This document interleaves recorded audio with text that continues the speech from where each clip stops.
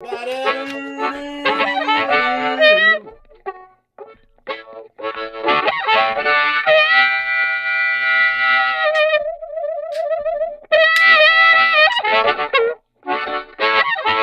there. Welcome to the program. I'm Dean. Nice to be here. Good to have you. Good to be seen. We've got a busy show today. Things are a little crazy around here. Still waiting for John Gibbons to check in. We might have had a time check, so he'll be by at some point today. John Gibbons, former manager of the Blue Jays. Blue Jays start their season 2023. Gibby tomorrow at 1 o'clock, St. Louis, if I'm not mistaken. We were just talking. St. Louis? I think so. We were just chatting before we went live here. Yeah. And I have a very clear memory of interviewing John Gibbons on this very podcast. 4:10. It's 4:10 tomorrow. Blue Jays start against St. Louis. Really excited. Sorry, I didn't mean to interrupt. You have a distinct memory of interviewing John Gibbons on this podcast? Is that what you're saying? Yeah, and you have no recollection of this. Yeah, it's because it never happened. I've never spoken to the man in my life. I've met him, introduced, like Ricky Romero introduced him to me years and years and years ago when we went down, took the kids to a game, met him at BP, talked to the boys, hung out with Brett Laurie, JP, Aaron Seaby, which are my friends, but like I've literally never had the man on a podcast. And he's like one of my favorite characters in the history of Toronto sports. Yeah, Gibby. We had him on. No, we've never had him on the show. Anybody listening right now, have Dean and I interviewed John Gibbons, the former manager of the Toronto Blue Jays? He has a book coming out. We had him on to talk quickly about the book. No, we've never had him on. Gibby-Tales of a Baseball Life for April 4th. You can get it on Amazon, by the way. That's why this was a couple of months back. We've never talked to the guy. I can tell you, James interviewed him on Blackballed like about a month and a half ago, maybe 2 months ago, if I'm not mistaken. Maybe I'm just putting myself into James's podcast. I think you might be. So you said you were worried about me because you said I conducted an entire interview with a man who I would remember because he's one of my favorite people in the whole world, like favorite personalities in Toronto sports. And so then you said you were worried about me and my short-term or / long-term memory. And it turns out it's you. Turns out it's you that not only remembers something that didn't happen, but you're like angrily sure that it did. What is that called? Is there like a psychopathy for that? Is there a diagnosis for like inventing things that never happened and being so sure of it you get What upset? Is that called? What, like when you're living in an alternative univer's being crazy? I swear to God. Insanity. It's literally called insanity. No, there is a term. It's not as there's a term for it. Because I just did a search on Kale Triple S says, is Loch just crazy? Everybody's saying no, it's not there. Ashley, she's Mandela. like, oh, Mandela effect. Yeah, Mandela. I'm living in the Mandela effect right now. That's I swear to God, when you were sending me all the notes about Gibby, I'm like, why is he sending me all this? Like, we've already interviewed him. Green says hallucinations. You've been having hallucinations again. No, I'm not the druggie on the show. I'm not a druggie. I just smoke pot before I go to bed. That's not being a druggie. It's called medicine before I go to bed. But I've never interviewed the guy. And before we got on, it was crazy because before we got on, you were like, remember when we interviewed him 4 months? I'm like, never talked to him. And then you looked at me like this. Are you okay? So let me ask bizarre. That is bizarre. Okay? Are you all right? I had a moment this morning. I have a co-host who on your radio show, The Locker Room, on my radio show, 957 Cruise FM in Edmonton, yes. Who I actually worry about. His name is James. You worry about everybody. You do unnecessarily. No, you worry about Yeah, you do. You worry about people. You're like, I'm worried about that guy. Worried about that guy. You're just overly empathetic. You don't act like it, but you are. That has never ever come up. No one, like, if you ask anybody, what do you think of Lachlan? No one is ever going to go, oh, he worries too much.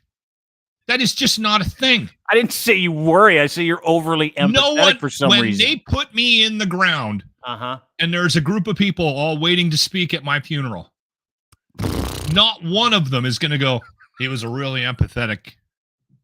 That's not coming up. So okay. If you're not an empathetic person and people are lining, how many people do you think are lining up for your funeral to talk about how great of a guy you were? Do we need to really throw numbers around? I don't want to seem like I'm bragging. Okay. At least 10. Once a week. Yes. At least on the show, Jimmy will bring up something he already brought up. Yeah. And he will go, and Grant and I, he's not that old though. He's like 48. Grant and I will look at him and go, you just mentioned that yesterday. And he'll go, literally just said that. And he'll go, no, he brought up something with wrestling the other day about interviewing Massive Damage and brought it up again today. And Grant, I'm looking at him like, are you getting enough sleep? Are you drinking enough water? Yeah.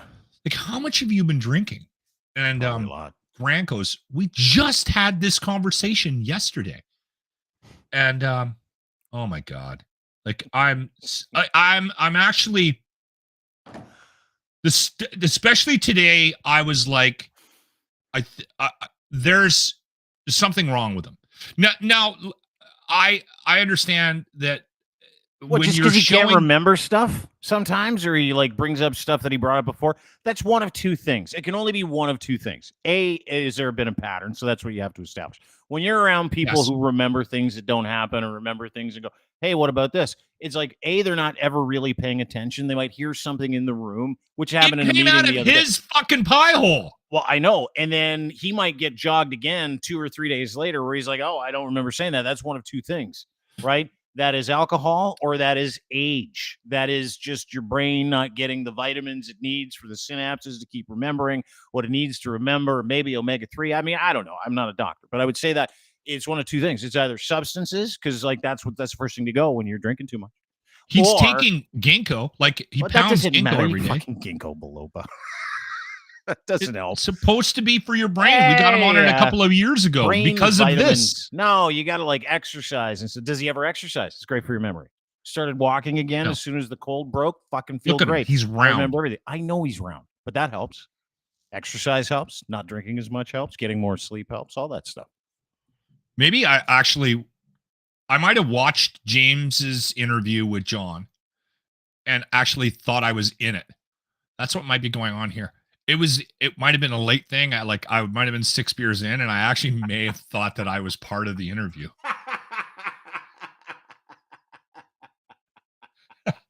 Because James from Blackball just commented, I had him on. Well, dude, about 4 times in the first 7 minutes of this conversation, I repeated. I said, are you sure you didn't watch James's interview with him? And now you read it in the fucking section. You're like, maybe I saw it on James. Maybe I actually thought I was in the interview. That might be. I might have thought, because I mean, sometimes when I turn on my computer, I think I'm in it, right? Because I'm listening back to stuff. Yeah. I'm editing calls. Like I'm getting my worlds mixed up. That's a group home mentality. You're like approaching a group home mentality right now. I used to work in one, and we had a guy named Slade, who was an adult who obviously needed care. That was our job, 24-hour care. And he literally thought the radio was talking to him all the time, right? So you'd be in a situation where Slade would be listening to the radio, would be the Calgary Stampede. Jerry Forbes was like, come on down to the Calgary Stampede. He's on the radio. And Slade would be like, I'm on my way. And he'd just bolt right out the front door. He's like, I got invited to the Stampede. I'll see you later. And I'm like, no, Slade, it's like an hour drive. You can't walk there. He's like, I don't know what you're talking about. This guy invited me. That's my invite. I'm on my way. So he took everything so incredibly literally that he literally put himself in things. Same thing was with television. Like he'd be watching Jeopardy and he was like a savant, right? Yeah. So you'd be watching Jeopardy with him. The house is getting their meals ready. All the guys are, taking part in their chores. Slade loved Jeopardy. So he'd sit there and he'd do Jeopardy and he'd hit the table and he'd get the answer right. And he's like, the Daily Double, everyone. I got the Daily Double. This is unbelievable. Give Alex, ship my money this way. And he was pissed off when the show had ended because he's like, where's my money? And I'm like, no, dude, you weren't in the show. Christian has a very legitimate diagnosis for me. It might be alcohol psychosis. Alcohol suppresses. This is from Christian LaRock. He's like, alcohol suppresses dreams. Eventually, they all catch up and start happening when one's awake. It's called alcohol psychosis. I do drink How a lot. fucking scary is that? Yeah, no kidding. Right? How scary is that you are now literally going through alcohol psychosis on this what show? I've done in my life. I'm very good at this. Does it make you feel bad? Does it make you question your health or your brain health? No. Here's what I do. All right. I have other things that I worry about. They're in front of the alcoholism. So as long as I can focus on them, I'll be fine. You know what I want to focus on today? Before we get to Gibby, John Gibbons set to join us coming up in a few minutes. John Gibbons, of course, the former Blue Jays manager, and I couldn't be more excited for the Blue Jays season. I think they're going to be a fucking house on fire. They're the best team in the American League. Can't wait to interview him again. You've never interviewed him. It's never happened. You have alcohol psychosis. We established that through the chat section, and that is your official diagnosis. Thank you to Christian LaRock, who pointed out that, doctor. He's probably a doctor. I mean, he used the big words, right? This is it's called alcohol psychosis. Fuck, I learned so much from these people. But the Blue Jays put out a hat yesterday. Well, let's just put it on the screen. Major League Baseball releases Toronto Blue Jays hat with unidentifiable goop dripping from the beak. That's the title. It is unidentified. Like, that's odd, right? Well, and they do this because they try to be artsy. You know, they try to appeal to appeal to different demographics. Sometimes these are collectibles. And you listen, we live in a world where hat people and shoe people have all kinds of money and they buy hats and like there's only 17 of these, and I can guarantee you they'll never make this Bukkake Blue Jay hat again. However, I do want to point out that according to the official MLB shop, by the way, that hat is $65. $65 for a hat. How many did you buy? 7. Is called the Blue Raspberry Ice Cream Drip Hat from Pro Standard. It's described with features including raised Toronto Blue Jays graphics, embroidered with bursts of red, and topped up with a leather button. Despite the name seemingly and the dripping substance being ice cream, it hasn't stopped social media from people laughing at the fact that obviously we know who the fuck made that hat. Probably had some kind of agenda. And everybody's all over it. Like everybody. The Blue Jays and Major League Baseball's merch shop are getting crushed for this. Yeah. This is from Shigawai on Twitter. Looks like there's probably a happy Smurf somewhere. I thought that was pretty funny. Another one was like, looks like BJ Birdie is back. That's kind of nice. I thought that was funny. Weird way to announce that Ace and Grover have made their relationship Facebook official. That one's creative. That's my favorite. From Lady J's fan, quote, "This feels indecent."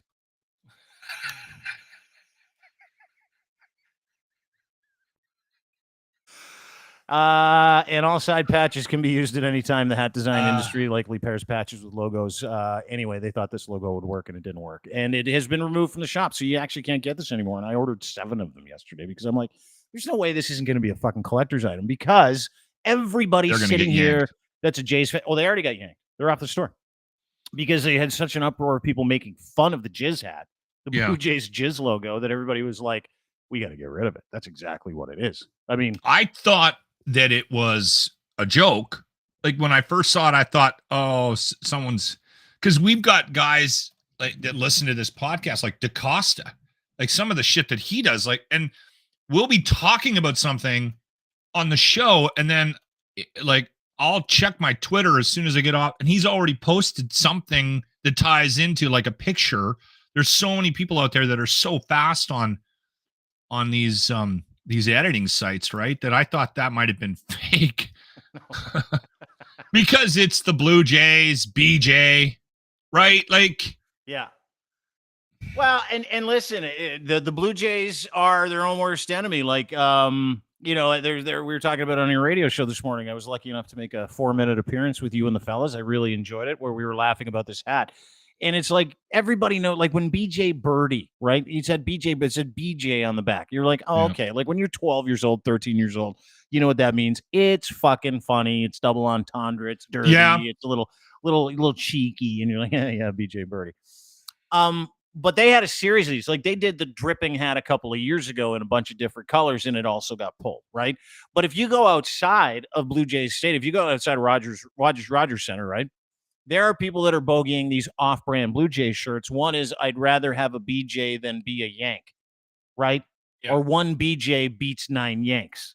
Yeah. Or I love BJs. And that is like everybody's is the oral sex joke. Everybody's ha ha ha ha ha. but like if that exists, who the fucking quality control in Major League Baseball or even with the Blue Jays, because you'd think they'd have to run it by the Blue Jays, that you can't put a bunch of goop dripping off of Blue Jay logo's beak. Like well, I've told you and I have talked about this. We live in a world right now where everyone is so disconnected from the day to day. Nobody wants to be responsible for what happens every day. No one wants to put in an effort. Everybody wants to get paid. Everyone's going after that job where they get to tell everybody what to do, and then they get to just coast through life. It is the curse brought on by the millennials. I'm telling you right now.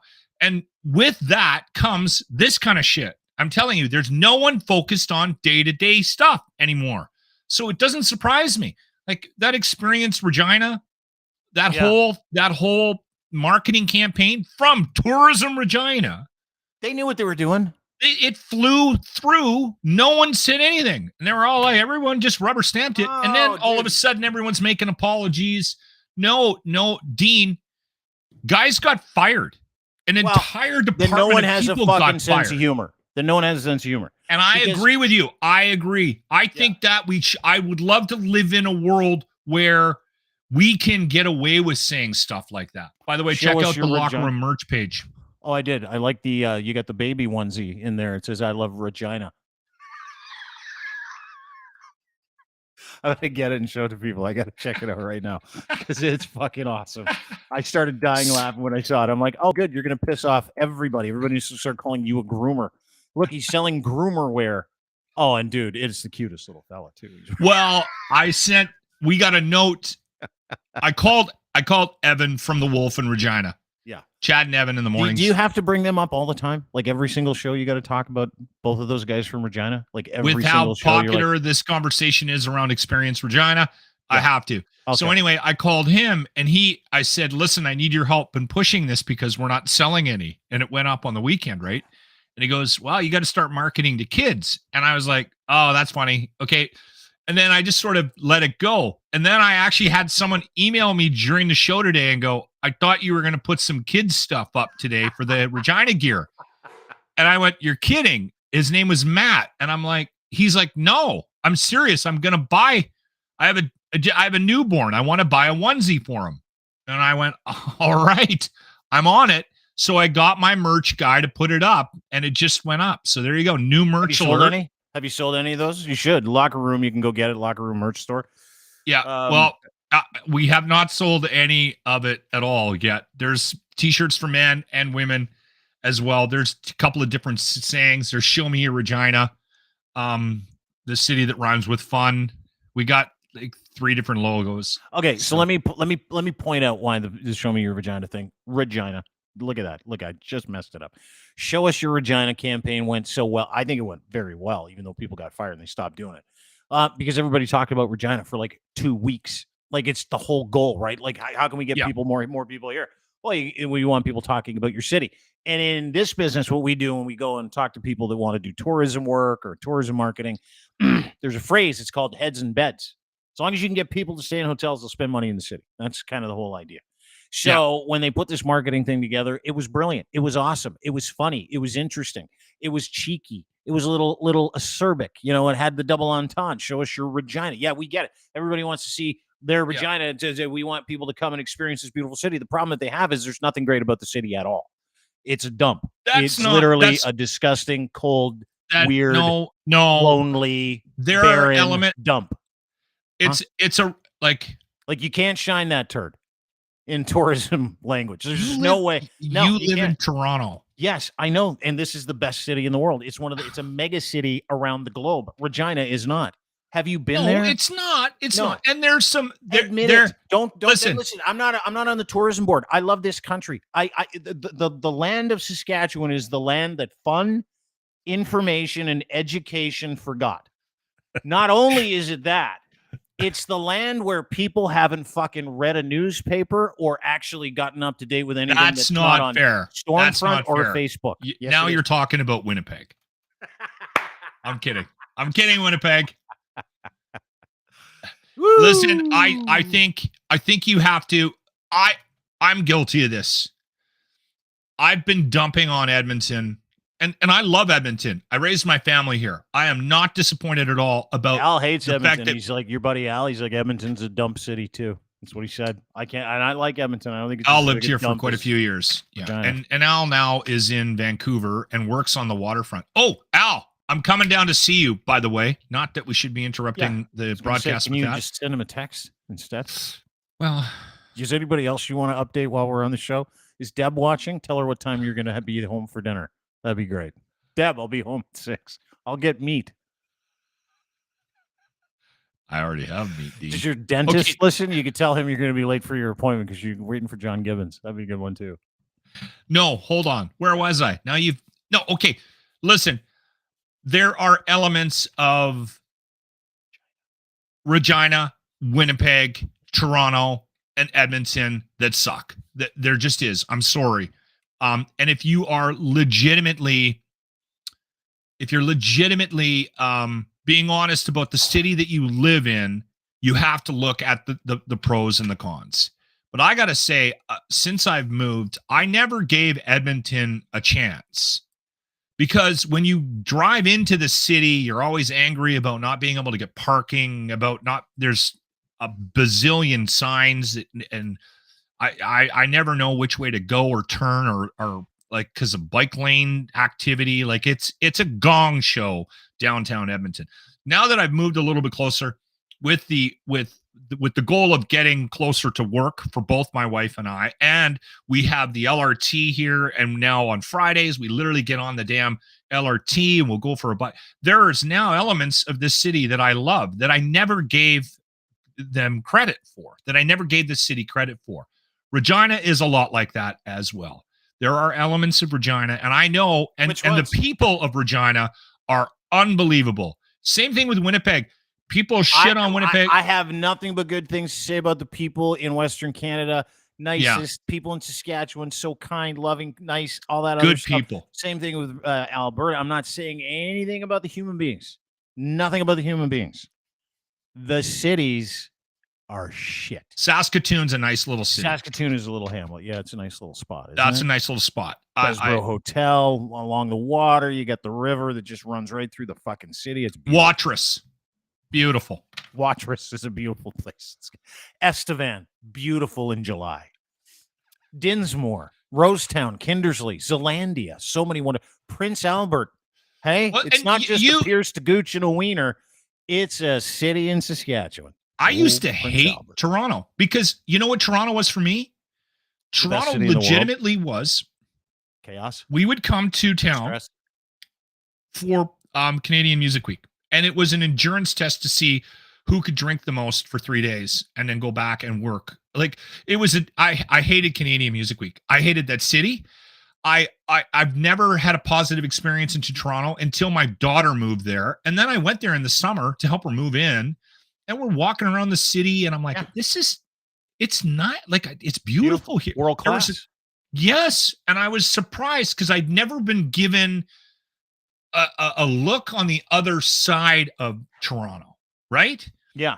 Well, because you were there to party your dick off and stuff like that. It's different, the intention with which you go to the city with. Like Toronto is that city. If you haven't been here, we have everything, right? That's why the rest of the country is super jealous. We got a Major League Baseball team. You're very jealous. Major League Baseball team that starts at St. Louis tomorrow with world-class athletes. We get a chance to see the Yankees anytime we want. Boston Red Sox. Interleague. See, we're going to talk to Gibby about it when he pops on the show coming up in a few minutes. We went to a baseball game when I came and visited you. Or did that start? Yeah, no, that totally. Yeah, you were there. That happened. All right. Yeah, your alcohol psychosis hadn't set in until like last week, apparently, where you started remembering things that never happened. It's just dreams that appear during the day.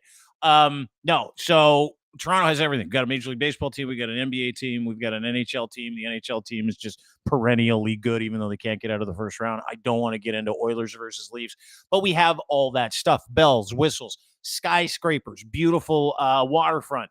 You can walk for miles. You can bike for miles. We went over to that island. Toronto Island, Center Island. It's fucking there's beautiful houses, places to camp.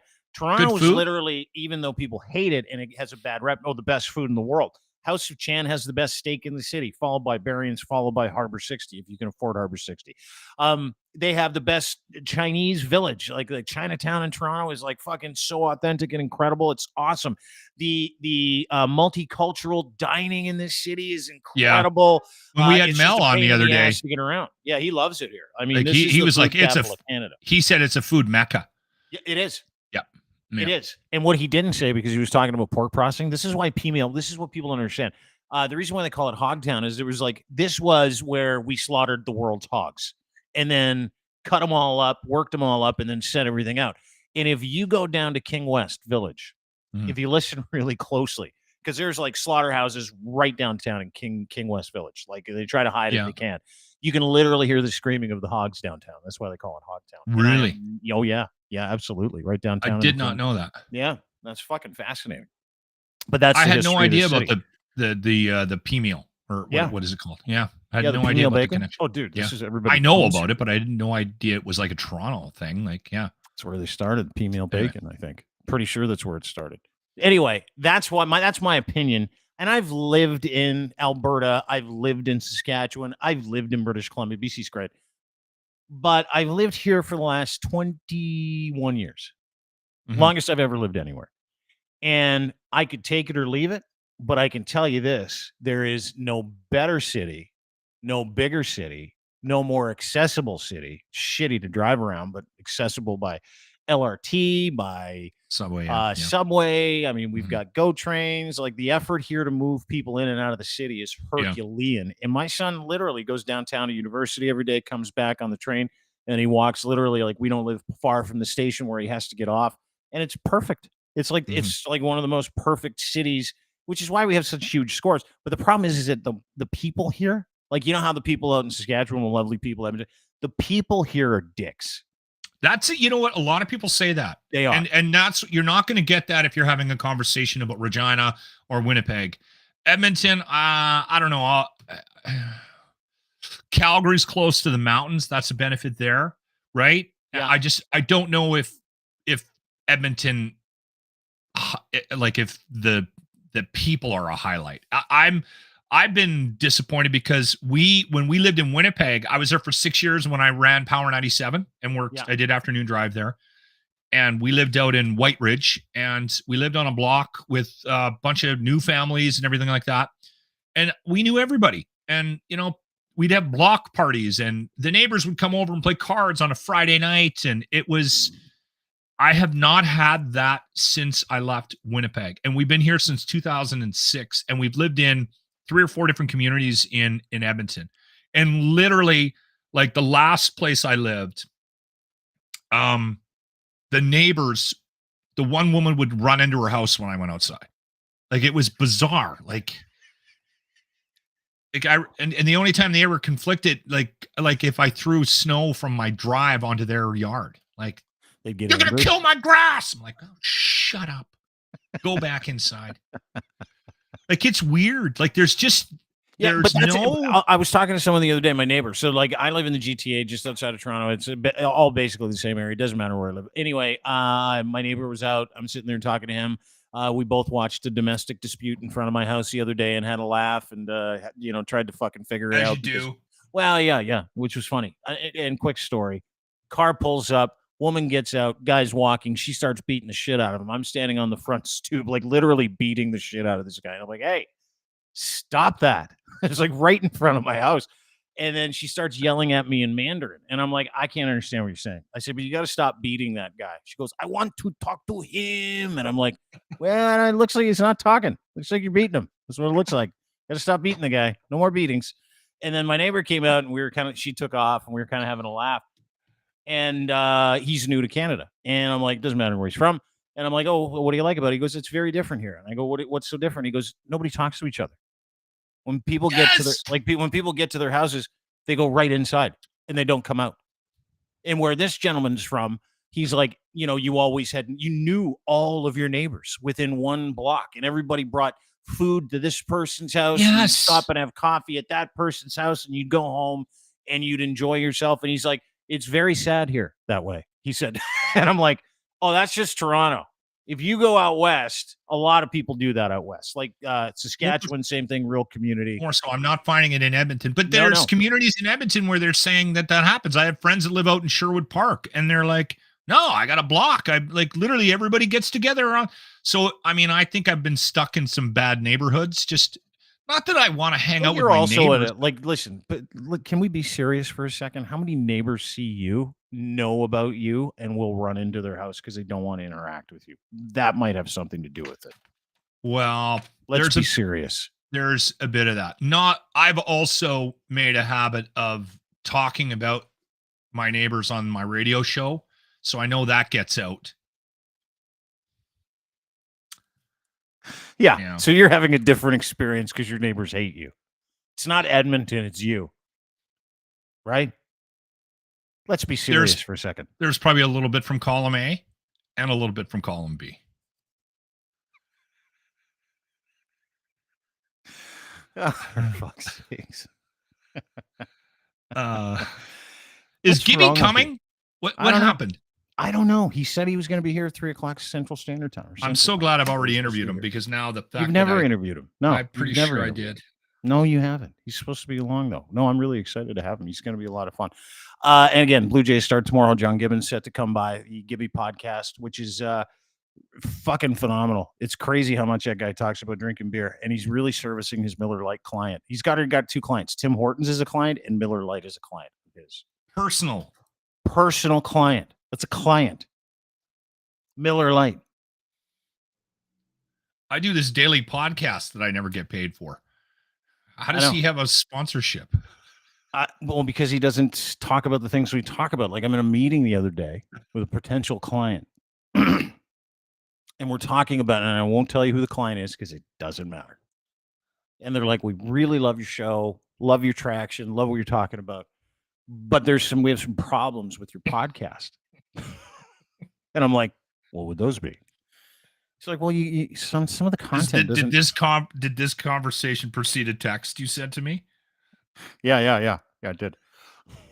So I go, what are you talking about? We do clean content. There's no cleaner, more badass or ever podcast in the city. And they're like, oh, we know, we love it. Like, we get it. We know what you're doing. And I'm like, but you talk about things that are kind of brand unsafe sometimes. And I said, that's impossible. Can you give me an example? And the director of this brand puts his hand up and he goes, yeah, actually, we were listening to your podcast on the way to the meeting, and you and your friend, I believe his name's Lachlan, talked about his shit for the first 11 minutes of your podcast. Shitting. And I went, oh yeah. What, is that a problem? Or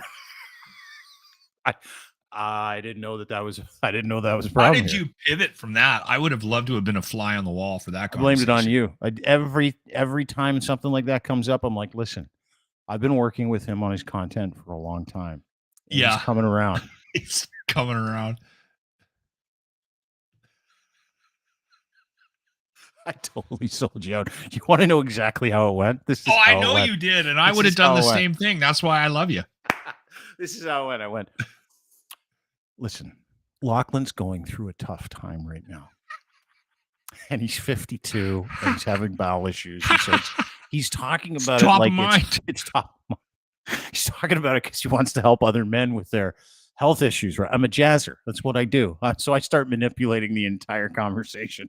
Yeah, dude, I'm dancing, singing, and I'm like, but listen, he's coming out of it, and I can make I'll make a commitment to you that anything that he says, where if he talks about his bowel movements or it's, and then someone was like, one time I heard him talk about his testicles for a long time as well, and I'm like, yeah, that was right when he was going through the tough time.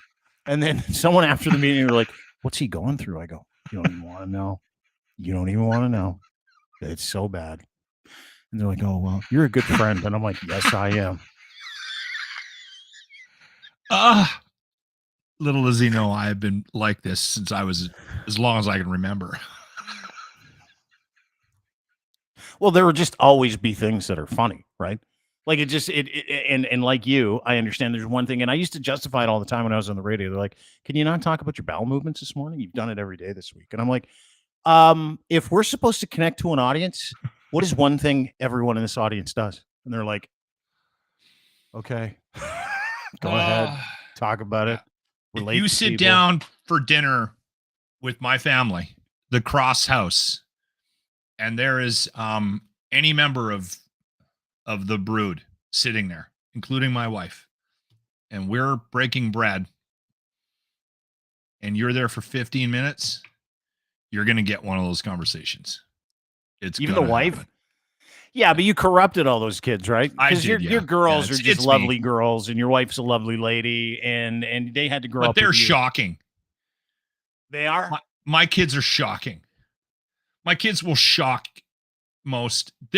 Because they grew up with this, right? Like with somebody that didn't like that when there was that lineup to get that little piece of tinfoil put in that stops the brain from. It didn't get inputted. So that I handed that down to them. And I think if I passed on anything, because I've talked about this, the heavy lifting in the parenting side of things, that landed on my wife. Mm-hmm. She did most of the work. And thank God, because the girls they're very well adjusted. They're going to be wildly successful. They have amazing work ethics, both of them. And I'm very proud of both my daughters. But this, it wasn't pressure that I put on my kids, but it was something that I would not have been able to live with, is fakeness. You have to be real. You have to. You have to be genuine. It's the one thing. If you take a look at my friends group, as limited as it is, the one common thread from all of them is that they're genuinely good people. Like when I have conversations about stuff that I don't get, it's about that fakeness, about people not being honest with themselves, not being honest with their families, not being honest with the outside world. I just don't get it. That's self-awareness. Like that's the thing that I struggle with the most out of everything in my life today when I'm talking to somebody, because within the first several minutes of any conversation, I can traditionally tell if someone is authentic or not. Right. Yes. Like I can, and it bothers me. It bothers me because I used to be duplicitous. Like it's been this one place I wanted to get to in life where, I was the same person all the time, where I'd go out and listen, I'm not going to get into like the whole wellness and how I arrived at this, because it doesn't matter. There's lots of other podcasts about that. We've got another one that we're launching called Weller coming up in the next couple of weeks. But in the big scheme of things, authenticity is like literally the only thing that fucking matters anymore, right? Which is why we love certain people so much. And when if Gibby shows up to the podcast today, which we may have gotten our times crossed, so I'm expecting him in the next 16 minutes. And if not, no biggie. We'll recap. He's a busy guy talking about his new book. But that's why people love him so much, because he was always authentic. Authentic when he'd go to the mound, authentic in interviews, authentic when you were talking to him. He was always the same person, right? And you can deal with authentic in any arena. Like if you're authentically an asshole all the time, I know what to expect from you, right? So authentic is good that way. I won't choose not to spend time with you, all those other things. But authentic is so difficult for people because most people are literally wrapped up in their psychopathy. They don't know how to be authentic. They don't know what the real them is. They don't know thyself, as they say. Right? Yes. And people who do, who have that capacity to be able to say, hey, listen, I'm just fucking regular. I'm just myself. I can just do me. And they're comfortable in their skin. They're magnets to people that can't do that. And so if your girls are authentic and you're authentic, that is it. That is all you need in this. So is my wife, though. Like I not that I have this extensive dating resume before I met my wife. It's very limited. Plus I was an awkward teenager. I grew a foot and a half from the age of like 12 to 13. Yeah. So I was this gangly, gawky, loudmouth Yeah, I've thing. seen pictures of you when you were younger. You were a goofy looking bastard. I was I'm still goofy looking. What are you talking about? You look kind of like a fucking angry biker. No, like a clean bike, like a biker who did 5-7 years and decided to get his life together. That's what you kind of look like. So anyway, when I met my wife, the reason I knew right away is because she was real. And anybody that I had met around my age on the female side of things, I was like, if they weren't real, I was so turned off. Because like you, I can sniff. I don't care what you look like. If you're not genuine, I'm sorry. I'm out. I can't even be in the same room. But you know what? You know what it comes down to? Because I've had to filter that through. Because like what happens is when you decide that you're going to live like an authentic lifestyle and you want to be around authentic, genuine people who are just themselves. They're not nothing to hide. They're not putting up a wall. They're not doing any of these things. It's impossible to do for people with psychopathy who've got like imposter syndrome and they feel shitty about themselves and they went through a tough time. A lot of people are like that. But if you can get to a point where you're self-aware, right? And that's the biggest key. That's what I talk to my kids about all the time, being self-aware. What is self-aware? Great question. Thanks for asking, Lachlan. I'll answer it. Mm-hmm. Self-aware means you're very well aware when you make a mistake and you're accountable for those mistakes, but you're also aware of your shortcomings and your longcomings. You're aware of the person that you are, what you are capable of, and what you aren't. And you don't put on any other airs. You don't fake it till you make it, right? Yeah. And if you can find a partner like that, that's the goal. If you can find friends like that, that's the goal. But if you're not like that, you've got work to do to figure out what that is. Because the reason why people aren't self-aware comes from two different things. It's either hubris, right? Ego, or it's self-confidence. It's a confidence issue where, you've gone through PTSD. You've gone through a terrible childhood. Here's an example. This is my example. Terrible childhood, lots of weird shit. And you get to a point where you're like, I'm still that person who's trying to morph into this other person, and they don't meet anywhere. They don't meet in the middle. Like you're two different people. So part of you tries to protect this kid who's hurt. He's got confidence issues. He's got response issues. You got impulse issues because you don't have the tools to live. And deep down, we all know when we're shitty people, right? And shitty people are not self-aware. They think everything that happens around them is everybody else's problem, going back to the convoy and that kind of mentality. It's the same thing. It's the thing that respect. People think that things happen to them, right? Or people think that things happen and they deal with the shit. And the victim class is growing. The victim class, bingo, fucking you nailed it. The victim class, and we see it all the time, we see it specifically in the last 3 years, is the separation between people who get it and people who just don't want to get it or are not capable of getting it. And what aren't they getting? Authenticity, who they are, the reality around them and what they should be fighting and what they shouldn't, what they control and what they don't, right? And if you know that you're that person, you're that person. So you walk around with this fucking hurt kid standing behind you going, oh, I hope nothing happens. Everybody's out to get you. Watch out. Nothing is good. And you can't ever enjoy yourself. You're never mindful. You're never in the moment. You're never there, right? And that's the thing that a lot of people never work on. And so when you are together with authentic people, when you yourself are authentic, it's fucking magic because you're not hiding anything. You're not trying to be somebody. If you make a mistake, you apologize and you move on, and you can mend relationships. Unless you're you. And I want to say this. I don't think I'm better than anybody. I still have a lot of shit I need to work on. You don't? Oh man, I think I'm better than some people for sure. I'm serious. That's also come to light over the past 3 years. There is a certain subset of people in society in this country that a lot of us are better than. A certain subset. I think about Theo Fleury. I'm better than him. Jamie Saleh, much better than her. I'm a fucking whip compared to Jordan Peterson. Like just the greatest guy on the fucking planet. I try to look at what other people are going through, and I try to give them a little bit of room until, and this is the selfishness that I'm working on, until it impacts my life. I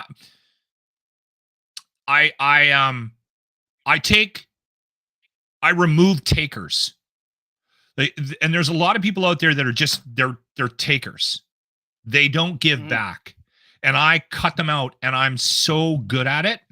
And I don't know if that's something I should be proud of, if I'm being honest. No, it's not. I can tell you flat out, according to psychology, it's not something you should be proud of, and it's something that hurts you. Like when we cut people out of our lives, which is like one of my favorite things to do. I used to love when people would like affront me because I'm like, fuck, I do it all the time. Good money. I'm just gonna cut you out of my life, and my life will be easier. You just did me a fucking favor. I would say that to people, like my brother-in-law. I'm like, yeah, you did me a favor, dude. I got nothing to do with you anymore. It just makes your world smaller, makes you a worse person. Yeah. That's how it works. And it's always. I got to work on that. I do.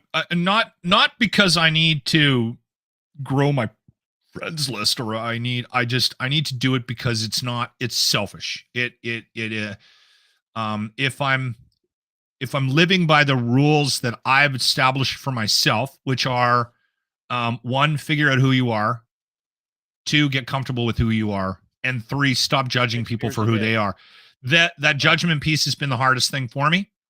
And so, like we talked about somebody that you may have recently interviewed, and I'm like, I don't want to be a part of that interview because that guy's a taker. And then you explain to me where he's at and what he's going through. And I had a moment where I was like, so I had this thing that happened, and I'm like, all right, done. I will never have any interaction with you again, and I'm quite comfortable with it. Went to bed that night, had a good sleep. And then you brought up why you're still in communication with this individual, and I was like, yeah, that makes me feel real petty. But I went to sleep last night or the night before, whatever it was, and had no problem sleeping. So I realize the impact. I'm realizing that this ability, what I've always thought as a gift, to remove the takers out of my life, the ones that don't give back. It's just not healthy. No, it's awful for you. You think you're hurting other people, but no, I don't even think they care. That's the thing. They don't give two flying. They don't. All you're doing is putting this thing in the front of your head. Someone's like, Loch's a cock blocker. Yeah, he is. He's a blocker. He's a big time, like a human blocker. He doesn't block people on Twitter. No, I do. I do that now. You told me to do that. That was actually you. Block people on Twitter. Oh yeah, blocking people on Twitter is the best. I love it. Ladies and gentlemen, let's just take a break from the existential conversation. Again, I knew he'd show up. I knew he would. I just checked my email, and he's like, "Hey, can we move this to 3:45?" I didn't even check. So, again, one of my favorite sports personalities in the history of the city. This isn't Dean, the podcaster, radio guy, interviewing the former manager of the Toronto Blue Jays. This is like a bucket list. Welcome to the show, John Gibbons. Gibby. Oh, do we got some audio there, John? Can you get your audio on for us? We're getting audio. Hang on. We'll get there. Can't hear you, Gib. Can't hear you, buddy. We got a couple audio issues. I know you've got a tech, I think a tech spouse there, correct? There you go. He's filming it. I can't hear you. Yeah. Let's get the audio. Hang on 1 second. Yeah. So at the bottom of the thing, John, there's a settings button. You see the gear wheel? This happened the last time I talked to him. You never talked to him. This is the first time, dude. No one's talked to John. John is the king. Leave him alone. Let's finish his audio. Okay. So press the gear button. This is what everyone wants to happen to my mic. Every day. Everybody in the chat's praying that I can't figure out how to turn the mic on. And now we have somebody we want to listen to, and we can't get him on. Do you see the microphone button there, John? This is awesome. Or do you want? Oh, dude, this is. I just can't believe I'm on the same screen as John Gibbons. He's like my favorite guy in the whole world. You seriously is. Hang on. Still can't hear you, John. Do you want to pop out and pop back in again? And maybe just see if we can go through Google Chrome. Oh, good. This is incredible because we're in his house right now too. I'm trying to figure out what the picture is. We'll get John on. That's a game sheet. Might be from his last game as a last game Jays manager. Maybe. Yeah. or one of the, I was at that game. We'll get it. We'll get it. Hang in there, John. We'll get you, buddy. You know what? I'm going to email you my phone number. Okay. Yeah. Let me email you my phone number, and we're going to do this live on the air. Can you talk about yourself for 5 minutes, or? I have been for the last 45 minutes. People are sick of my shit.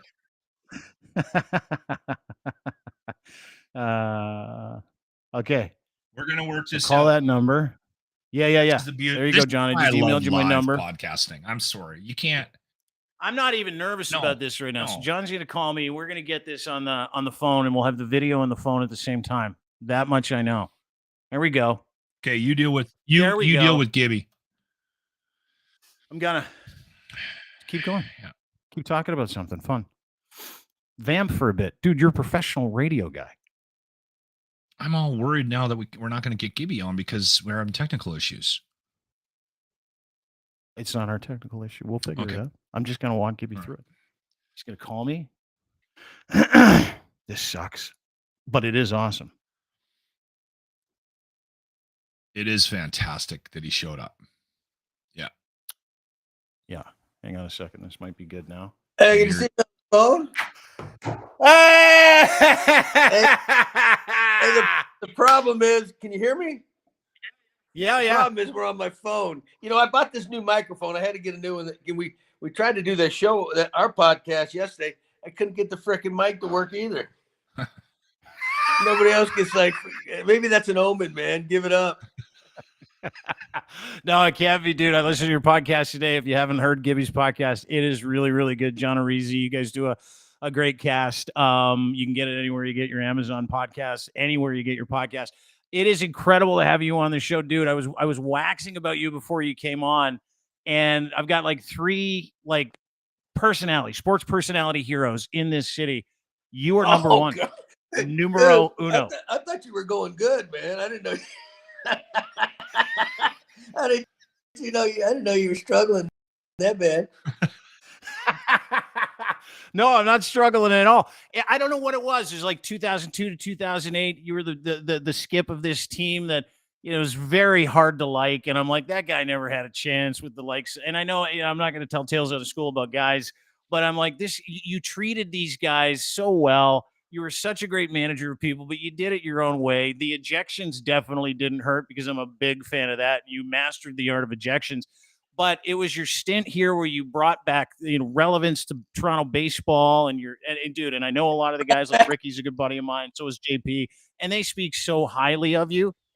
What's that? I said I brought him back, or was it we got good players? I mean, there's usually that's the way. No, that was you. Well, thanks, man. I appreciate you. Oh man, I appreciate you too. How are you, dude? Where are you? You're in your office. You in San Antonio? Well, look at now. Yeah, when my mic wasn't on, but this is my. We had to set this room up, to do our show. Souvenirs on the back wall back there. But I'm in San Antonio, Texas. That's home. I grew up here. Yeah. I was going through your Wikipedia. John Gibbons joins us. I had no idea. I knew you were the son of an Air Force Colonel William Gibbons. I had no idea you had your first Little League baseball at bat in Canada. No idea. Goose Bay, baby. Yeah, it was. Obviously, I was young, but I do remember some things about it. It was. It was cold. That's for damn sure.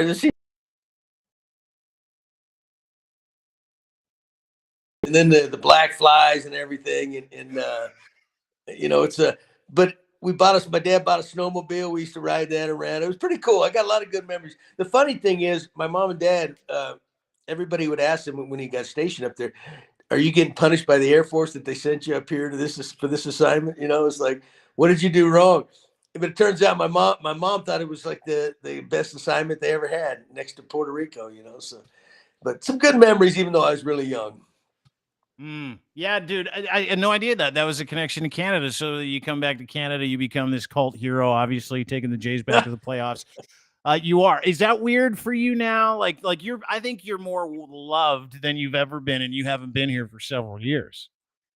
Well, I tell people all the time, it's like when somebody dies, man, all of a sudden they're like the greatest thing going, and you go to a funeral, you know, that everybody gives a great eulogy where everybody in the crowd really hated the guy, man, and they're bad mouthing him. But you know, that's kind of so it's like when you're gone, they like you more. No, you know what? Things really, in all seriousness, things really changed, and most of it naturally goes when the team starts winning. But I think I got to know Canadians better, and I think they got to know me a little better, and I think I definitely love them. But you know, I think they kind of thought, you know what, this guy's all right. You know, he's not some politician out there that's going to feed us full of crap. You know, so.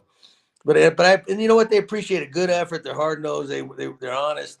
They like their beer. You know, it was kind of a good match, I think. Oh, it was a great match. You know, one of the other guys I got to know after the 2015 run is a guy named John McDonald, right? You know Johnny Mac. Okay. And Canada loved him and you.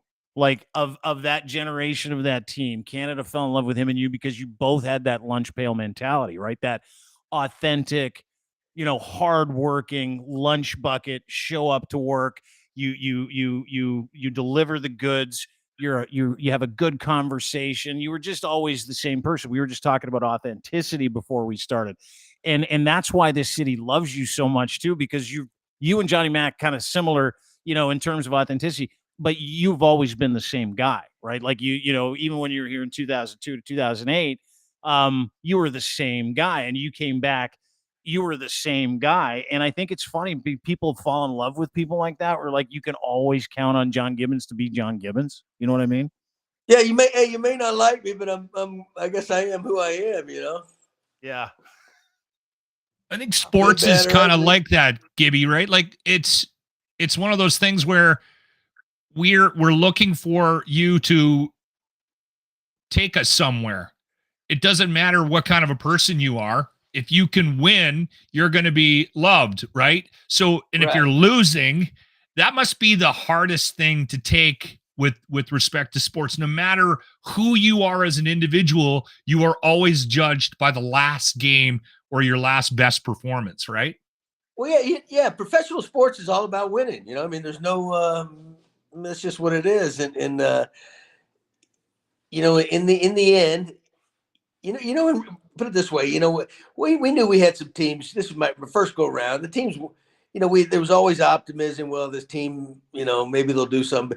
But our realistic goal was to finish 500, right? And that's not going to get you anywhere. You know, you had the Yankees, the Red Sox, really in their prime then, and so that was frustrating. And what happened. It was 22 years, you know, so year after year, you know, the fans were getting a bunch of false promises, you know, and nothing ever developed, right? And then, of course, I suffered the consequences of some of that the first go round, and then I was fortunate. Alex brought me back. I don't know how he did it, but he did, because I told him, I said, yeah, I said, I don't know how you're going to kill your own reputation, you know. I said, because, you know, he just made this big trade with the Florida Marlins, get Jose Reyes and Burley, and then he brought in Dickey, and then it was like, gosh, all this optimism, everybody thinks we're world champs, and then you rehire Gibbons because Farrell left. I think you're trying to, you know, what are you, a masochist or something, or what, you know? And then I didn't even think, on top of that, I didn't think no way Beeston, who was the president, would sign off on it, but they did. Yeah. And you know, it was shaky a little bit the first couple of years, and I'm sure everybody was going, "Oh gosh, you know, here we go again." And then, you know, then finally Alex made some great deals. You know, I like to say we put our two heads together. That's what we came up with, and things just caught fire. You know, but it was way overdue. 22 years. I mean, I can understand every fan out there's frustration with that, because to me that's not good enough either. I mean, there's no way a team, you know, especially in a big city like Toronto and has the resources and all that, should have that kind of drought. You know, it shouldn't happen, you know. But then finally it came to be, and of course we had all the drama with Batista, and I do the only regret I have is that we didn't win in 2015. I thought that was the year we should win, and Kansas City was really good, but 16 we had a good team. That would have been you know, that was a roll of the dice. But yeah, a lot of great memories. But you know, the ups and downs, you know what, you know, I didn't want to blow smoke up everybody's butts, you know, and I just kind of try to tell them like it is, and do the best job I could, you know. Well, you did. And it was funny because I was reading the Toronto Sun. Your book is coming out, by the way. Wrote a book, Gibby. Imagine that. Yeah. Tales of a Baseball Life for April 1st. Ooh. Amazon. You can get it anywhere you get your fine books. What a good looking son of a gun right there. Look at that guy. Huh? Yeah, is that me? Yeah, that's you, buddy. Geez, I'm about 20 pounds heavier now. No, you still look great. Tales of a Baseball Life for April 4th, written by John Gibbons as well as Greg Oliver. 11 years, 2 separate managerial stints with Toronto, and obviously quenching that 22-year drought was pretty incredible. I want to ask you, do you when Jose hit that bomb, what was that sound like? What did you feel like? Like take me through that experience from your perspective. I've always wanted to ask you this question. Well, I mean, it was crazy. If you remember this top of the inning when we had that, when Russell Martin was throwing the ball back to the mound, and it hit Chu's bat, and then Odor comes in, and then there was a little bit of chaos. Well, a lot of chaos in the stands, but even on the field, because nobody really knew for sure what the rule was. I didn't remember. You ran out on the field telling people to stop throwing beer, and if you're going to throw it in the dugout to you. If I remember. Yeah, exactly. Might as well, huh?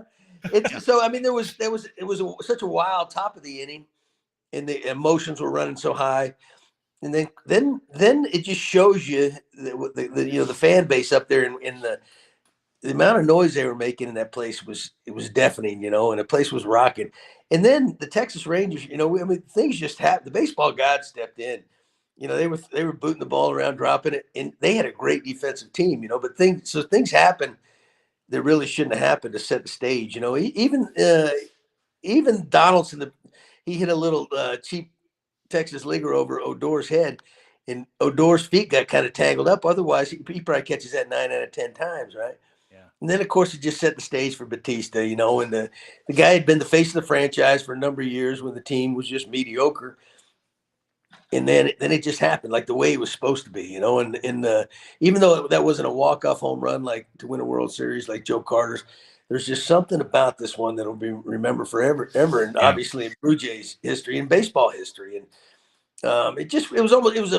everything came together perfectly, and that's why if we'd won it all, it really would have been. It can't be more special than it was, but it would have been the icing, Who's the first guy you hugged, or did you hug anybody? I might have hugged myself, maybe. But that's a good question. Oh, when he hit the home run, I was probably scrambling. I'm telling you, that place was so loud. And manager at that time, you're still. There's still game to be played, right? You got to get through the end of the game, and you still got to think pitching moves and what have you. But your mind starts racing a little bit too through the excitement, but you got to gather yourself and. We brought in some of them young kids, shut it down, and it was pretty special.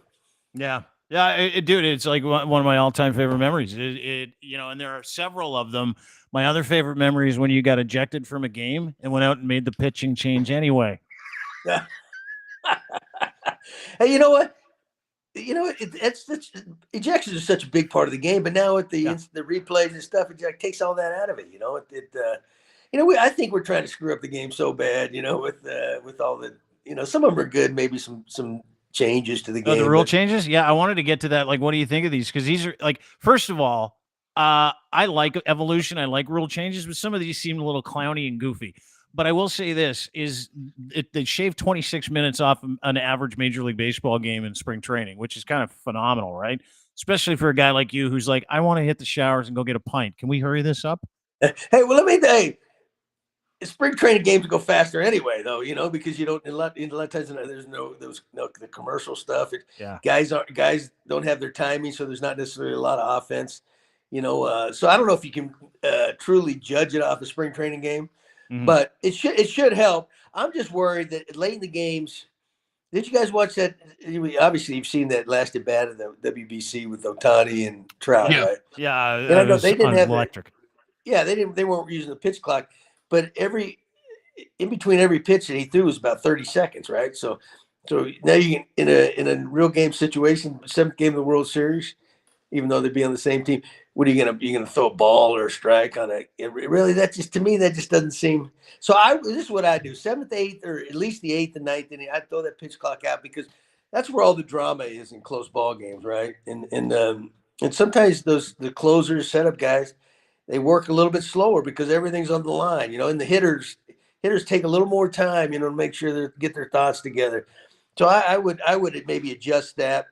But these guys will make that adjustment. But eventually, you start doing with these younger kids in colleges like they're doing in minor leagues.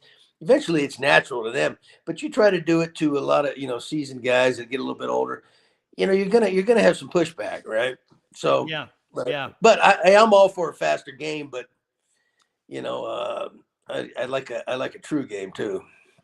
World Baseball Classic. Why? I mean, I know it's a big deal, but why isn't it a bigger deal? Well, it's huge for Latin America, that's for sure. Yeah. Those guys, and they they're just coming off winter ball seasons. I've never been down to winter ball, but I heard it's crazy. In the fans in Latin America, they root for their guys. That's the number one sport, right? Over here in North America, you guys up there and us, we got so many sports going on. And so that's a religion to them down there. So, and they're ready. They're probably more ready because they've been playing winter ball and a lot of that stuff. There's some interest, and I think maybe it's picked up a little bit for the U.S. team, but for the longest time, they were having trouble getting guys or the guys they wanted on the team. There's just some resistance or whatever it is, and then so I don't, and Canada's always been represented good, but just for some reason in our countries, there's excitement, but it's not like Latin America, Japan. It's big over Japan too because they're so proud over there anyway. Yeah, and they want to win it all. Yeah, they do, and they did, by the way. And then he struck out Mike Trout, right? Which was exciting ball. Yeah, well, it's not really, but that was. Well, I didn't like it. I didn't like any part of the world. Well, it's exciting unless you're a fan of the New York Mets, and now you just cost yourself a playoff spot by losing the best closer in the game. Oh, I know, huh? Diaz, did you see that? Oh gosh, we're talking about enthusiasm. Yeah, if that's you, you're his. Let's just say Gibby's his manager. You're the manager of the Mets, right? Not Showalter, it's you. Drafted by the Mets, by the way, 24th overall, 1980. John Gibbons, right here on the program. Let's say it's you, and you're managing, and you see your closer who's lights out go down with a torn ACL from jumping up and down from celebrating a K. What do you do? Like, do your hands get like? Do you go, oh my god, what is happening? Well, hey, Showalter probably doesn't care anyway because he wouldn't have brought him into the game anyway. See. Oh, you remember that? Hey, from a little burn from Baltimore. I love it. It might have bothered me more than him. Put it that way. Yeah, I tell you what. Everybody likes maybe the idea of it, and maybe it's good for baseball. But if you're involved with a team, and especially if they're a manager or front office, those things scare you to death. They're rare that they happen, but when they do, I'm telling you that could cost the Mets even getting into a wild card spot. I mean, you can't replace that guy. And then even down in Houston, Altuve, he's only going to be gone a couple months, but 2 months, that's a lot of baseball. It's unfortunate, but it's part of it. But so I would say I kind of like the WBC a little bit, maybe the enthusiasm, but I wouldn't do, if I'm still managing. I wouldn't want it. I don't blame you. I don't blame you. And a lot of managers kind of said the same thing when you were watching everybody get hurt and they were going down like flies. Especially some of the players that got hurt. They were world class players. Hey, do you think Cohen, the owner of the Mets, spending all his whole fortune on it? You think he's a big fan of the WBC now? I think he has like a couple billion in his sock drawer, so I don't think he really cares. Doesn't matter. Yeah. But he's got to win it, man, to be mentioned with Steinbrenner's up there. Yeah, that's true. And I'm excited for that this year. I think you're going to see a good Mets team. I think the American League East is the Blue Jays to lose to start the season. And I'm fascinated by this team because of some of the changes they made. I want to get to it. Dalton Varsho. They've got a world-beating outfield. I don't know if you've watched much spring training. Kevin Kiermaier, to me, might be one of the best off-season signings in Major League Baseball in terms of value and how he produced. I'm excited for this team's outfield. I'm excited for the rotation. What do you take? Because I'm listening to your podcast today with John Arisi, and you had John Schneider on, and you kind of did your World Series picks. You both, even though you don't want to be a homer, which you said in the podcast, you both had the Blue Jays in the World Series. That's not homerism, is it? Like you actually believe this team can do something pretty special this year. Yeah, I'm a fan to begin with, right? That organization took really good care of me, so I'll always root for them. But they're good. They got all the pieces they need, and they. I think it's big. They went out and got some left-handed hitters put in their lineup. We were really right-handed dominant ourselves, and even though they were great hitters, what happens is you go face whoever you're going to face. Every team may have 1, 2 max left-handed relievers in their bullpen, right? The rest are right-handers. So you could set up your bullpen against a dominant or pretty much a all right-handed hitting lineup and just roll through them. It may not work, but it makes it easier on the opponents. So they went out and of course Kiermaier, he's been haunting the Blue Jays from when I was there, and he plays that game that kind of disappeared a little bit from baseball. The speed game. He played the outfield like Kevin Pillar. Just balls out, and he could get the big hits. He's not a great hitter by any means, but he's a winning type hitter, right? And then Varsho, I heard nothing but good things about him. You look at his statistics up against Teoscar's, they're almost a wash, So that fills that out. Plus he can catch. And then Belt, bringing him in there from San Francisco, he's got that experience. So couple World I Series. like every move they made. Yeah. So we'll see. You still got to go out and play it, but especially with the wild cards, there's no way they can't get in. But I think they're going to win the division, and they got a shot to to get to the World Series. No question in my mind. I love hearing it. Loch. The interesting thing about baseball is that the game has kind of evolved, right? And I mean, I'm a fan. I watch. I'm not very technically versed in the game. You're not really that much of a fan. Like, you like the Blue Jays, but you're putting it on for John here. I watch ball. I watch ball. I do. Not like I watch it. No, he's a baller. I'm nowhere near a fan like you are. Well, that's probably healthy, man. Good thing. Yeah. It didn't serve me well in the 90s, like post 1993. It was a long, like, your 22 years was my 22 years, dude, for real. Yeah. But Dean's been a huge baseball fan, and you can have a very technical conversation with him. You're not going to get that from me. But one thing that I know about the game is that the things that guys that build teams focus on have changed over the years. Right. There may have been a priority in 91 when you were building a team that changed in 01 that's now different in 2023. What's the biggest surprise about the evolution of the game for you from being involved in it for so long? Well, to be honest with you, I don't really like the game now. I don't like the way the game is. Whether it's even some of that's the rule changes, right? When you start with a runner on second base in extra innings, to me that's Little League. But beyond that, as far as personnel, it's just not a fundamental game anymore. I love home runs like everybody else, but you watch everybody strikes out at least over 100 times a year. If you used to do that in the past, that gets you released, right? They would frown on you because to tell you the truth, if I went up there and swung for home runs and give me 500 bats, I might hit 25, 30 of them. But I guarantee I'm going to strike out 200 times. But so that's kind of been lost in the game, and they want action in the game. Well, you put the ball in play, you got a little action. Now, I don't like all that punch and Judy stuff either, but I like where the lineups, you're kind of configured where you got some guys that get on base, that got a little speed, they can make some things happen so you can manufacture runs. You don't have to wait for the home run all the time, I like guys you can hit and run with, guys that aren't just going to be drag the bat back to if you're going to either going to hit a home run, maybe a double, or they're going to punch out. That's you kind of know what to expect. But the game's kind of has no problem with it, I guess, because everybody does like home runs, and but it's just been kind of a shift, and it's almost like it's turned into a little more of a circus, all the celebrating, and I get it, I understand that. The Blue Jays are getting rid of that dang home run jacket. Thank God. I think that might be. You didn't like it. No, I think that might have been the best transaction they made all winter, man. That alone right there, it's like for crying out loud. I love that insight. You're losing by 10 runs, man, and somebody hits a solo home run. It's like, and I love the enthusiasm. It's not just the Blue Jays. Everybody's doing their own version, right?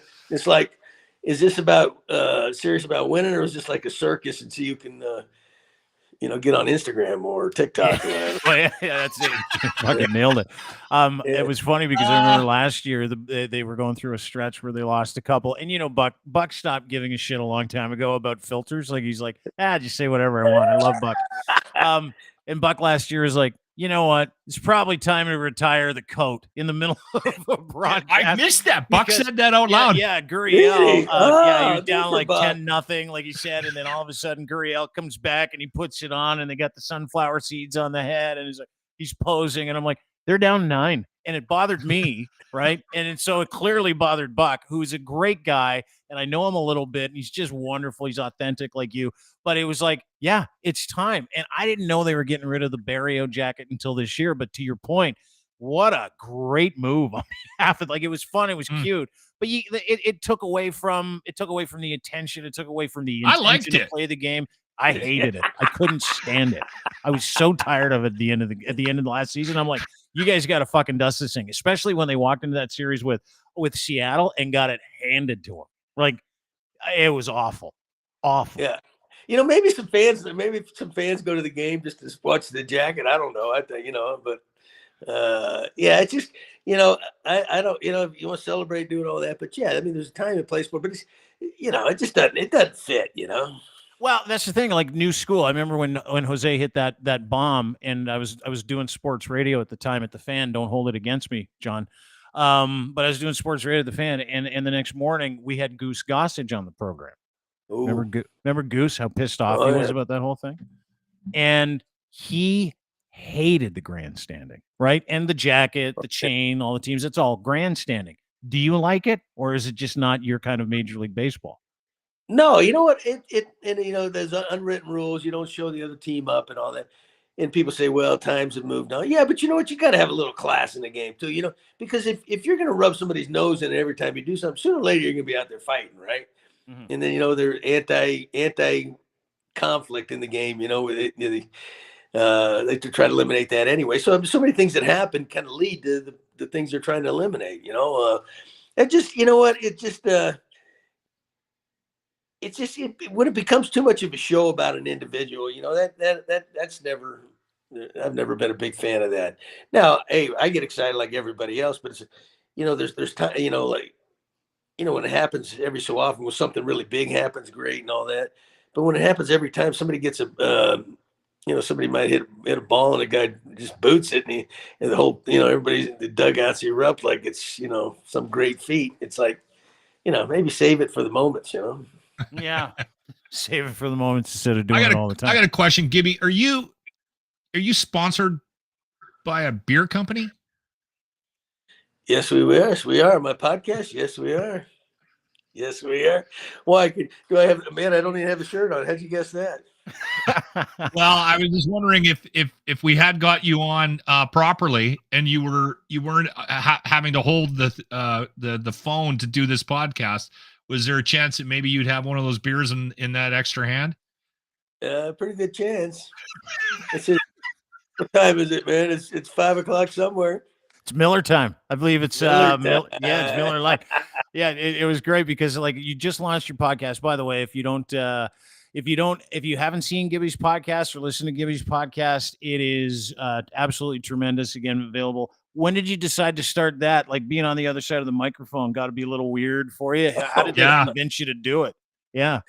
Hey, that's a great question. You know what? When my last day in Toronto in 2018, when I got fired, I was leaving, and 2 or 3 of the writers, man, good friends and really good writers that covered our team, they said, if you ever write a book, I want to write it for you. I kind of laughed it off. I said, serious? Never even occurred to me, right? I thought I don't think that could be would be very good, successful. So anyway, then eventually time passed, and eventually that came to be. And then the guys I'm working with said, maybe we ought to do a podcast. A lot of people do a podcast. So that's how that, and then, so we started that up, and we gave it a trial run last fall, with no sponsors or anything like that. We got some players on it, and it seemed to, people seemed to like it, so, we shut it down after the season, looking for some sponsors, and figure what, if we can land something, we'll start it back up and see how it goes. But that was like never a great plan, because I was working with the Braves. Atlanta is a special assignment scout for Anthopoulos down there, and he said, you got to resign, man. This was back in September. If you're going to be talking about other teams. I go, what? But crying out loud, he's gotten really cheap all of a sudden. He didn't want to pay me. And so I resigned, figuring we were going to get some kind of deals. And the sponsorships took a while. I'm going, you got to be kidding me. I quit my job and I got nothing, But eventually something came through. Miller Lite, baby. It tastes like Miller time. It does. It's fucking. And not only does he have Miller Lite Lock, like he's two major brands ahead of us already, right? He's also got Tim Hortons, so he's got Miller Lite and Tim Hortons. Oh yeah, nice. Timmy Hortons. Yeah. Do you miss that? Do you miss Tim Hortons, or do you have one down in San Antonio? Do you? It's even in my book. I would get up every morning. I lived down 2 blocks from the park, right? And I get out and I go out of the building I was living in. And down to the left, there was a Starbucks right there to the right, and then down a block was a Tim Hortons, a big one. And so I'd walk down there every day. And my biggest fans, actually my first go round when nobody cared for me, there was always a couple homeless guys that hang out in that corner, right? And they were like my buddies, man. They would ask me, "How'd the game go?" And I'd say, "Well, another stinker," and everything. But they didn't care, man. But that was my stop. And then I came back, and when things got better, and I did the same thing. And more people would would engage me a little more bit. Homeless people. More homeless. Yeah, exactly. Oh gosh. So that was my go-to there too, Timmy Hortons, man. And then nice little donut, honey cruller. You can call. Oh, are you a honey cruller guy? Is that your donut? Oh yeah. Boston you can't cream? get them everywhere unless you're at And then you got Starbucks down here. You got Dunkin' Donuts. Dunkin'. But Timmy Hortons is down in Houston. We don't have any here in San Antonio, my town, but they got some down in Houston. I think they partnered with Burger King or something, didn't they? Yeah. Burger King bought Tim Hortons, and now they're blowing them up all around the world, and they put like 4,000 new restaurants. I see a franchise in your future. I don't see why they don't give you a franchise. That should be part of your deal. Seriously. Well, I don't know if I'm going that good. No, I'm serious. You should get a. It's a great podcast, and you've got 2 great sponsors already. And if you listen to the podcast, the last one that you did with John Schneider, you could tell immediately that you guys have been friends for a really long time, how you went through it. And he blew you up huge in such a good way. He's like, and everybody I talk to that knows you says the same thing about you. You're just never going to find a nicer individual, which stands sort of in contrast to the record that you set for ejections for a Blue Jay manager at 48. And I want to you got to take it out somebody. I can't. My wife wasn't in town, much of the year, so I can't take it out on her. Gotta yell at somebody. Take it out on these umpires. Huh? Well, look at it, Loch. Look at this. This is actually really kind of funny. This is John Gibbons' career ejections from 2005 all the way to 2018. Have you seen this, John? Well, there's on YouTube, you can see there's like a video. It says, all of the ejections. So one time I sat down and watched it, and I got a good laugh. Hey, I'll never catch Bobby Cox, man. Nobody will ever catch Bobby Cox. You ever seen the number he has? No, what's he? You're 49, I think. But what is he? How many times has he been ejected? I think he might be number 1, I think. But it's a staggering number. Look it up sometime. I don't want to shortchange him, I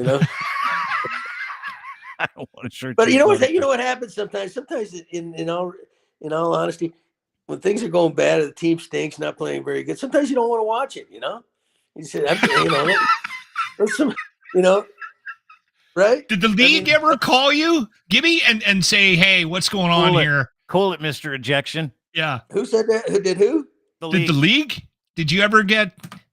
No. Well, you know what? I got to be truthful here. I had a deal with Antopoulos and Richardi at the beginning. They would cover my ejections, right? They would pay for them. Right? Okay. And ejection, the more you do it, they raise the fine. And so I thought, this is sweet, man. It doesn't matter how many times I get chunked, they're going to pay for it. So anyway, so did you put that in your contract? That's amazing. Did you put the ejection in it? No. It was on a napkin. Ross Atkins took over, and him and Shapiro came over. Atkins, we were we had that big brawl down in Texas and stuff, right? Yeah. Yeah. I got hit pretty. I got almost as much fine as Odor did. I didn't even throw a punch. I know. Yeah, because I was ejected earlier in the game, but I came back out on the field, right? I saw that. Yeah. That's a Gibby special, right? Like the Gibby special is when he gets ejected. Like I remember the game against Kansas City, Edison Volquez was thrown at everybody's head and feet. You remember that? Yeah. Oh yeah. Yeah. Yeah, and then big brawl on the field, and you'd been kicked out just previous to that. And then it was funny because they showed this great camera angle of the brawl from behind the home dugout, Blue Jays dugout at the time, because it was in Toronto. I was at that game, and they showed a scene, and it was like everybody's meeting in the middle, the fight's starting, and out of nowhere you see Gibby run back onto the field. He's like, whatever, I'll get fined, but everybody else is paying it, so who gives a shit, right? Well, at least I wasn't naked running out there because in the clubhouse. But anyway, so Atkins, I mean, Ross, he had no idea that, the club paid my fine. I don't think he was real excited about it, but I said, hey, that's part of my deal. It's not written down, but that's part of the deal. So they started paying it too. And I don't think they really like that. Well, you actually, it's funny because we mentioned it earlier. Your book is coming out, Gibby, Tales of a Baseball Lifer, Amazon, April 1st. I would highly encourage everybody to get it. Some of the excerpts from it are fantastic, but also taken out of context a little bit. And the Toronto Sun, I think, did an interview with you talking about you being a fighter and your relationship with Atkins and Shapiro. And I kind of looked at it, and tell me if I'm wrong. If you've been around the block, which I have, you understand that when, you work for somebody and they bring in new management, chances are they're going to want their own people, right? Yeah. But did you went into detail about, the divorce or the breakup and them telling you, but were you surprised at the negative press that it got? And kind of, was that the intention in the book? Because it's not what I got out of reading the book. No, that's what I thought too. Because I saw the headlines that said I rip, front office. I'm thinking, you know what? I really got no access to grind, in my career. Everybody's been good to me. Now I wasn't their first choice, and we're so different. But they inherited me, and we knew right away. Hell, blame it on Anthopoulos for leaving, for crying out loud. Don't blame me, But it was, you should get if you're front office and you're a general manager, you should have your own guy there. There's too much things that need to be done, the communication, what have you. You're not going to be successful if you don't, right? But we were starting to play good. So they brought Shapiro in at the beginning, when Beaston was on his way out, and they hired him at the beginning of that 2015 when we were just so, right? And I think what they wanted him to do, almost positive, was strip the team down to, save money or whatever, right? And then that's when things changed, around at the trade deadline. So now it's on fire. Now, man, they're bankrolling it over there, right? So now you can't start firing people, and we got along fine. I will tell you this, they let me do my job. I can't complain about that, but we never really necessarily saw eye to eye on everything because we're different people, right? And they deserve their own guy, and eventually came to that. My only gripe was at the end, there was this, we were coming, it was August or something in my last year. We were so far at it. We just played a great series out in Seattle, and come back, and he said there was a radio report, that I was going to get fired. We came back, and I thought, that's kind of chicken shit. Come on, really? I got 2 months left, and I know I'm gone anyway. Really, it's like those politicians. They float those trial balloons, man, to see what kind of reception they get, right?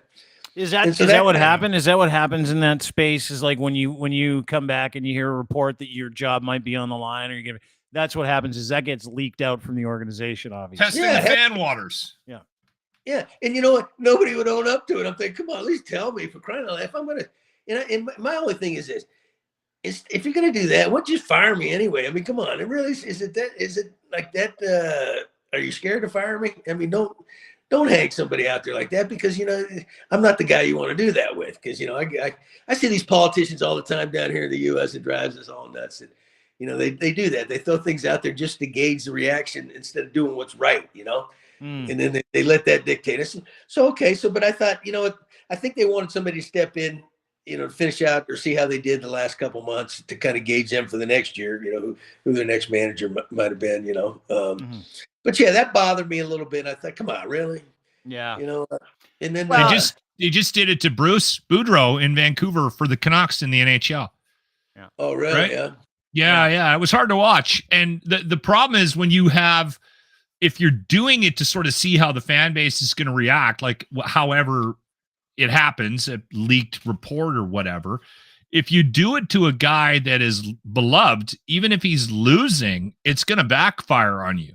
And I think your your situation, Gibby, when you got let go, and this Bruce Boudreau thing here, I think ownership in major sports is going to reevaluate that, because it turned on. It didn't work. No, like, you it just become a doesn't martyr. work. You become a martyr, you know? Yeah. Yeah. This is my thinking, though. If I'm in that position, right? If I think it's better for the team, if I get hired to put the team together, and my job's on the line eventually in the next few years, and I think that's best for the team, best for the future, I'm going to do it. I'm not going to worry about what other people think. I'm not going to test the waters, you know? And if I'll explain myself what to the fans, whatever. This is what I think is best. If it doesn't work, I'm gone anyway myself, you know? And I never understood that. I never understood anybody could just come right out and and just say, hey, instead of playing games, you know? Yeah. Just tell me the truth. You let me know. Like, because chances are and I remember when Ross, that whole thing was crazy, right? You guys just came off 2015. And I was in Kansas City, by the way, for that last game where Jose hit those 2 bombs. I was sitting right behind you, actually right next to you. You probably don't. I was hammered, and Bit I of had a stalker. Me and 3 guys in those Roots Blue Jays coats right behind home plate. And anyway, like, you probably don't remember. One of my friends got caught picking his nose on national television. There was a lot of yeah. He's right in there too, right in there, John. But like, if you remember that turnover. City's on a high. You go down 0-2 to Texas. The bomb, the beer shower. You go deep. You get to the ALCS or the ALDS, and you lose. And everybody's on a high. And then all of a sudden, Alex Anthopoulos is leaving. Like, and I remember when you guys clinched, you and him embracing in this incredible hug on the field. Like, it was just this incredible. It was this moment. Like, I've never seen you so happy because the 22 years, the damn baby. broke. What's that? Yeah, exactly. 22, yeah. But it was so strange because Alex is leaving, the city erupted, and these guys came in to enact this change, build a performance thing, and do things like purely on analytics and poems and stuff like haikus and that kind of stuff. And I'm like, this is the weirdest shit I've ever seen. And they were like universally hated for the first 3 years they were here, right? Even though they you guys limped into the playoffs in 16. It wasn't like you won that war when it was over, even though I know you weren't at war. As you're explaining this, like, it was Mark Spire didn't tweet for the first 4 years he was here, dude. Oh, really? Is he doing it now? Oh, yeah, all the time. Hey, you know what? In all fairness to those guys, there was no chance with Alex leaving, right? That they were going to get a good welcome or that things were going to go smoothly. There's just, you got your homegrown kid, the team finally gets, reaches its goal. And now he's leaving. He's basically saying, I can't work for this guy, right? And that was the truth. He didn't think he would have the freedom to do what he wanted like he had under Beast. And so, and so now, they're the villains regardless, because of that. And it is a shame, though, that you get your Canadian kid, grew up in Montreal, lives in Toronto, and he finally turns the franchise around and he leaves, man. There's no way that should ever happen. It's like, it's too good a story, it's too good. And he's so smart, and he's proven that right now. That he continues to do it down there in Atlanta.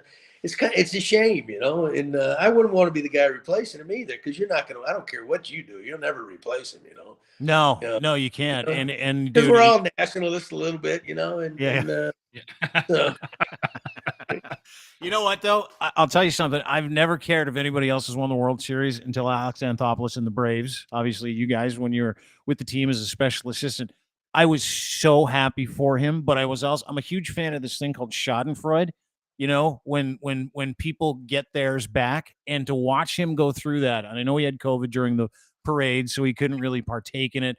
But to watch him win a World Series, to watch Atlanta win a World Series after the way he was treated here, speak to that a little bit. That must have been nice, huh? Yeah, you know what? The guy's good, right? He's my friend, so naturally I'm biased, but he's a good baseball guy. And you know what? He cares about his employees. He cares about the players. He's a good family man. He just does everything right. And he's very intelligent. Now he's a big analytics guy, but he understands what we old timers complain about all the time. He understands the baseball side of it. What actually happens in that these guys are human beings. They're not all robotic numbers, right?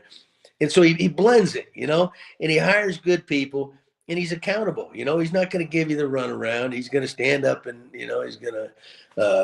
So he deserved that. He'll be the first one to tell you. He when he went over there, they had a great minor league system and all that. That just shows you how smart he is. Yeah, that's the kind of job you take. But they really just turned it around over there when he made some key deals. In the year they won the World Series, just like he did with us. So yeah, but we got to remember too, though, he didn't get fired from Toronto. He chose to leave because, and you can't blame him because the setup wasn't going to be the same as under Beeston. He deserved to be able to run it, the way he wanted to. And Shapiro was more hands-on. There's no question because he was a GM at one time himself. So he did the right thing and he reaped the reward. And it's kind of nice little take that kind of moment, Yeah, it really was. It really was, and I was really happy for him. And I'm really excited to read this book. I hope everybody goes and gets it. It's called Gibby, the Tales of a Baseball Lifer. April 4th is when it comes out. There's the cover art. There's a sweet smile. Look at that look. It's a, hey, you can even get a set of crayons with it, man, to color it.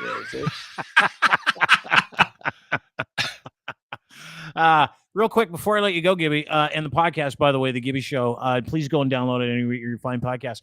Your thoughts on this new Blue Jays hat design? Any thoughts? Oh, gosh. I didn't even see that. Seriously? Yeah. Is that a joke? I don't know. No. No one knows. They pulled it. Are they the is that Dodger blue right there? Hey, what's that Blue Jay got come running out of his mouth? Right, exactly. These are the questions we're all asking, John. No one seems to know. Oh, so I'm not seeing this differently than you guys. No. We're calling it the Bukaki hat. Yeah. It's something, all right. All I know is that they stopped selling it after I bought 7 of them because I know there'll be collector's items at some point. Oh, they did. Oh, they did stop selling it. Yeah. I'll send you one. They yanked it. Yeah. Excuse the pun. Oh, so they threw out one of those trial balloons again, huh? Yeah, it didn't work. But I so bad. I ordered 7 of them. I'm not kidding you. They're $65 a piece, but it's not ice cream. They say it's ice cream. It's not. I'm going to send you one if you wear it. You have no chance I'm wearing that thing. I live in Texas, dude.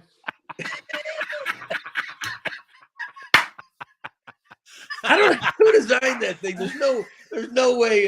Who the heck could have designed that? It is. It's on the Major League Baseball shop, John. I swear to God. No, but I'm just saying, who designed that thing? Is somebody on the team? Someone with an incredible sense of humor. Somebody over at Rogers or what? Oh my God! I can't believe they did that. Hey, Edward Rogers didn't design that thing, did he? I hope not. There's a sneaky chance he did. He had to approve it. Oh gosh. They probably want to trash it, and Edward's like, "No, I like that, and I don't want to talk about why. So let's just get that out there." Was it years ago? I read some articles, and they were doing some experiments, like in prisons and things like that. Like if they paint jail cells like a softer color or something, it kind of calms the inmates down or makes them a little more passive or something. Yeah. You guys ever hear about anything like that? Yeah. I guess it cost too money. Thank God they didn't do it. But it's almost like that. It makes the Blue Jays a little too sensitive and passive to me looking. Yeah, something all right. That's the replacement for bring back the home run jacket for crying out loud. And last thing I want to say is that this has got to be your least favorite iteration of the uniform, correct? Like that's the worst one. Yeah, that's when we became the Black Jays. Remember? Yeah. That's a dumb outfit. I don't see, but these kind of things happen when the team stinks, right? You try to generate some money by throwing new uniforms on or something. It's like if the New York Yankees, Red Sox, any of those ever change the uniform, the Dodgers. Oh, they'd be. No, they might be a little tweak or something. No, because you don't have to, because you're winning. That's all people identify with. But that's what happens when you're trying to, to fool the fan base, I guess. Yeah, keep them interested. Yeah, you sell that stuff and you sell hope. Dude, great to meet you, John. And I mean it when I say this. Is like So cool to have you on the show. Very thank grateful you you took guys. time. Yeah, thank you, man. Just awesome. And, dude, you are loved. Can't wait until you come back. I know you're coming back for some book signings as well here. I think you got a couple Costco dates in April, and you're going to be in Toronto when? Do you have a schedule yet? Let's see. I think I go up there the 9th for a few days, and then I'm coming back at the. I'm doing a card show. It's mainly for hockey players. It's at the end of April. I'll be up there a couple times. I miss it, man. I really miss that place up there. And not only Toronto, when we go out west, and I even played the Pacific Coast League in AAA, 1988. We go to Edmonton and Calgary and Vancouver. I loved it out there too. Then, there's just, and plus I spent so many years of my life there, that it's a special place for me all up there. You miss any food you miss up here other than the honey crullers from Tim's or? Poutine, whatever. Poutine, yeah. You missed the poutine? I'm going to tell you, I didn't have, the first time I was up there 15 years, I didn't have poutine until, careful how we say this, until like the last month of my career there. Like that's in September. For some reason, my family was up, we went to a restaurant. I got to try this, Yeah. And did you like it? Gravy, cheese, curds, fries? Yeah, it was, I wasn't going to, I didn't order it again. Texas. I know. Barbecue. I know. Give me some enchiladas. Oh, there we go. Well, you like the Mexican food. Big fan of burrito, enchilada, a little fajita, yeah. And a nice big old frozen margarita, yeah. There we go. Yeah. What's your spot? What's your diner spot down there? I got a place called Alamo Cafe. I've been going to it since we were kids, Nice. Yeah, it's pretty good. It's just a basic, simple, the people love it. Tex-Mex, That's all you need. That's it. Yeah. I love That's all we Another need. light on tap and away you go. Yeah, well, no, when I go there, man, I got to get a margarita. I ain't get no Miller. No, you go margarita. Well, yeah, you're having. It's got to go with the food, right? Are you a wine Sorry, guy? Do you Miller drink Lite, wine or you sorry. beer margaritas? Beeritas. I love beeritas. Throw that beer. Yeah. We call them you ever had one of bulldogs. those? Bulldogs are awesome. Dude, I quit drinking like 6 years ago. Dean had to quit drinking. And all the cool shit comes out after you quit drinking. And I see these things like Bulldogs have beeritas been and around mamaritas. You stick it. You stick a couple of beers in a margarita. Little Never heard of Corona it. in there. Those are awesome. That's a summer drink right there. Hey, you do look a little younger, a little more refreshed, huh? Yeah, that's yeah. I still miss it. And boring. Every time, I sit here and talk about you. Like if I was with you and you're like, we got to have a beerita, I'd fucking do it and do it. Well, I ain't gonna bring you down, brother. Sorry.